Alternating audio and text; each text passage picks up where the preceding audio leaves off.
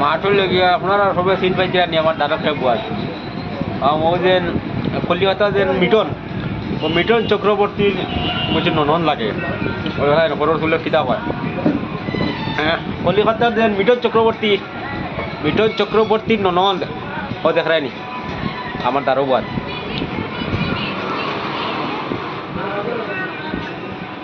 সবাই চিন পাইতে নাকি মাঠই লেগে আর কারণে